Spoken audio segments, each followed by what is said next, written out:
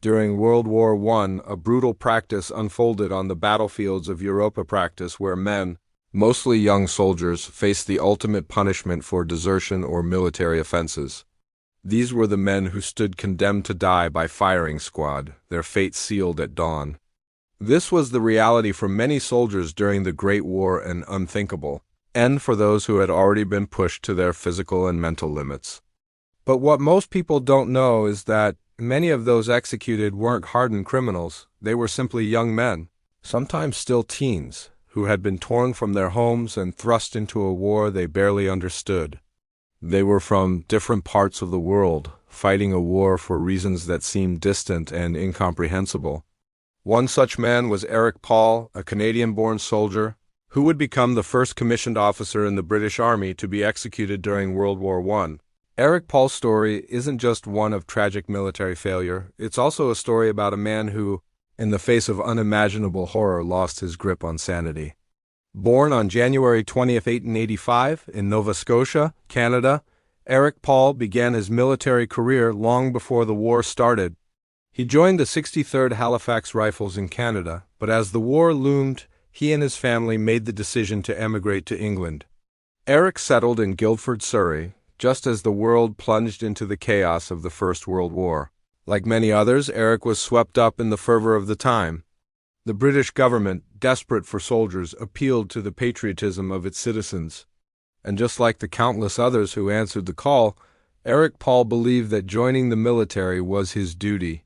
The war wasn't seen as an endless nightmare. It was an adventure, a chance to serve king and country. But as the war continued, it became anything but a holiday. The bloody, grueling nature of the trench warfare on the Western Front soon shattered all illusions. Eric was one of the many soldiers who quickly found themselves buried in mud, rats, and the constant threat of death. In 1916, after months of horrific fighting, Eric Paul was caught in an explosion near the Summer blast that buried him under the earth. The damage was more than physical. The shock he experienced was deep, leaving him mentally shattered. Shell shock, a term we now recognize as PTSD, took hold of him. It's easy to dismiss mental trauma, but the reality was much darker for men like Eric Paul. After being evacuated and treated in a field hospital, Eric was deemed fit enough to return to his unit. But what awaited him was a return to horror. In the trenches, his nerves were frayed, and his mental state continued to deteriorate. As one might expect, the emotional strain of witnessing constant death, destruction, and suffering became too much. On October 5, 1916, during an assault on enemy trenches at Flers, Eric Paul, gripped by his trauma, went absent without leave. His mind was a battleground of its own, and he could no longer cope with the grim reality around him. After several days of wandering in a confused state, he was arrested by British military police. The story of what happened next is nothing short of heartbreaking. Eric Paul was tried and convicted by a military court in November 1916 for desertion. Despite his psychological condition, the court found him guilty of abandoning his post and sentenced him to death by firing squad. His defense was ignored. There was no room for compassion, no acknowledgement of the toll war had taken on his mind. The trial itself was a tragedy. Eric Paul's defense, including the testimony from doctors who claimed his psychological condition made him unfit to serve, fell on deaf ears. The military at the time failed to recognize the full extent of what we now know as PTSD. The charges were clear desertion and the punishment was final. On December 10, 1916, Eric Paul was executed, a victim not only of war but of a system that refused to acknowledge the scars that lay deep within him. The final moments of Eric Paul's life were tragic, and they represent the heartbreaking fate of many soldiers during World War I who suffered from mental health conditions yet were condemned without proper understanding or compassion. On the morning of December 10, 1916, Eric Paul, a man who had been mentally and emotionally shattered by the horrors of war, was led out of his prison cell to face his execution.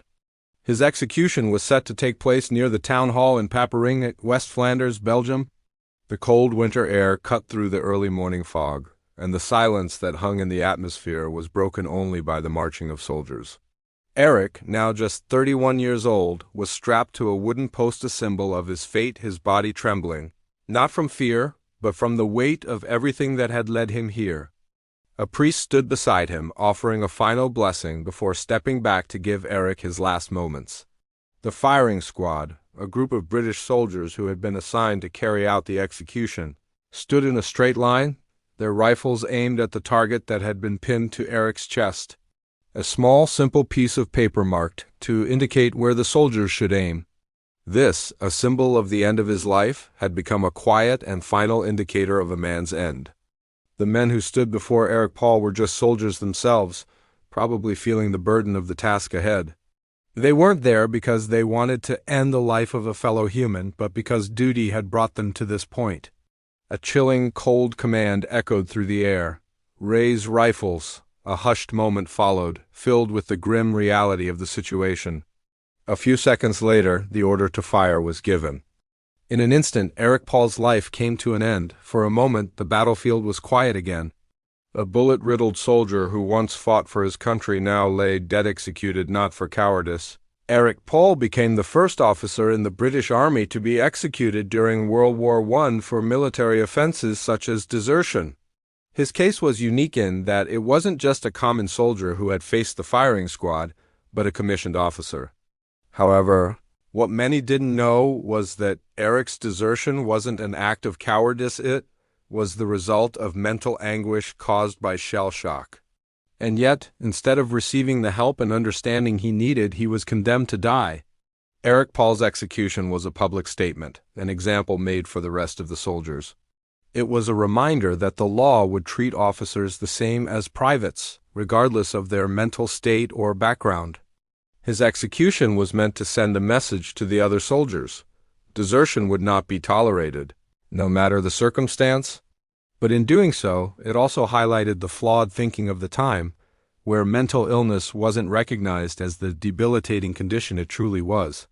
A report from the court-martial proceedings revealed how Eric's defense painted a picture of a man who was struggling to cope with the brutal trauma he had endured.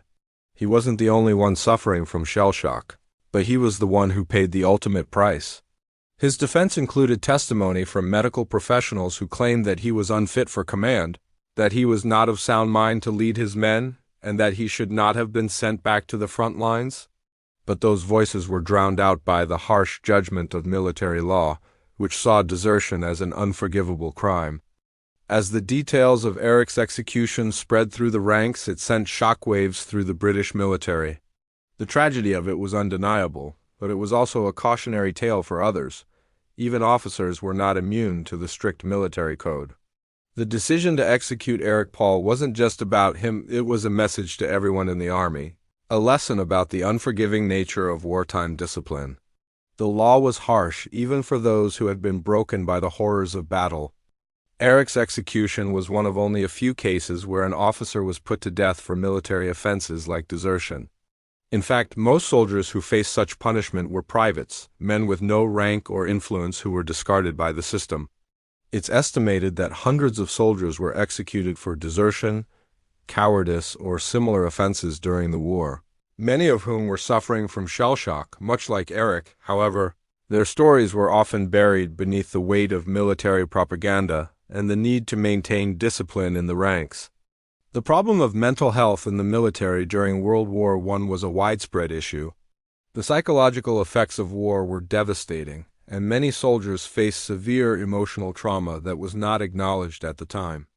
The term shell shock was used to describe the condition, but it wasn't until much later that the world recognized the full extent of what we now know as PTSD. In Eric's case, the war took more than his physical well-being, it robbed him of his sanity. And yet, he was held to the same standards as men who had not been broken by the horrors they faced. Today, we recognize the injustice of what happened to Eric Paul. We understand that he wasn't a coward, he was a man who had been pushed beyond his limits, a man whose mind had been shattered by the chaos and carnage of war. But during the war, that understanding didn't exist. Instead, Eric was labeled a deserter, his psychological condition ignored, and he was executed for it. His story stands as a tragic example of how the military and society as a whole failed to recognize the true cost of war on the human mind. But as we look back on Eric Paul's life, it's important to remember that he was just one of many soldiers who suffered in silence. The tragedy of his death is a reminder that the mental toll of war is as real as the physical toll, and it's a lesson we must carry forward to ensure that future generations of soldiers receive the care and understanding they need when they return home. Thank you for taking the time to watch this story. Eric Paul's tale is one of many, and his life and death remind us that the sacrifices made by soldiers are not only physical, but mental. Please support our channel by subscribing, and stay tuned for more stories that shed light on the untold history of World War I.